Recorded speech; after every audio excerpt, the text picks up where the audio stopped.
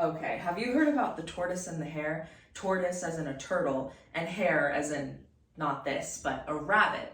So the tortoise and the hare knew each other, but they weren't exactly friends. And they are different, but we can be friends with people who are different. Anyway, they decided to race against each other one day because the hare was making fun of the tortoise for moving slow, like how turtles move. And the rabbit, well, rabbits jump and sprint and they're fast. So of course the rabbit thought that he was going to beat the turtle in any sort of race. But the tortoise really thought that he would beat the hare. So he said, "That's fine. Let's do it. Let's race each other. I bet I will win." And the hare, of course, there is no way you, a slow tortoise, is gonna beat me, the fast hare. Well, only time will tell. So they started at the first sprint line and they started to go. Of course, the hare took off with speed and the tortoise was moving slow but steady. The hare looked behind him after a few minutes, didn't see the tortoise anywhere in sight, and decided that now would be a good time to take a nap.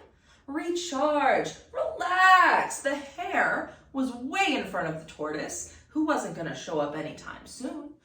So the hare decided to take a little nap and lay down. But he didn't have an alarm clock. So while he was sleeping, the tortoise kept trudging along and along, ended up passing the hare, who was still passed out, and then slow and steady made it to the finish line before the hare even woke up. In a real hurry, a stressed hurry. "Oh no! Where's the tortoise? How long has it been? I don't have a watch." He sprinted down, only to find that the tortoise was already across the finish line and was celebrating. Because even though the hare was faster, the nap let the person who was slow but consistent and steady win the race after all. This is a shoe, but it has a bunch of different things. I don't know what they're called, but they're circles. And they kind of remind me of buttons on like an ancient phone, an ancient landline phone. Ask your grandparents about that. I like to pretend that I can dial any number, any combination of numbers with these circles. And once I do that, I have the heel, which is the speaker, and the toe, which is the receiver, I think. So I'll call my mother. Hello? Hello? Well, I'll just leave you a voicemail. I love you, Mom. Bye.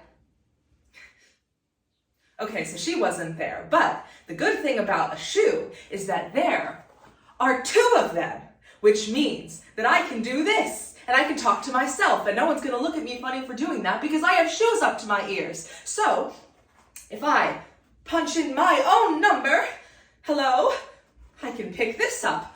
Hello, and I can talk to myself. It's perfect. I love shoe phones.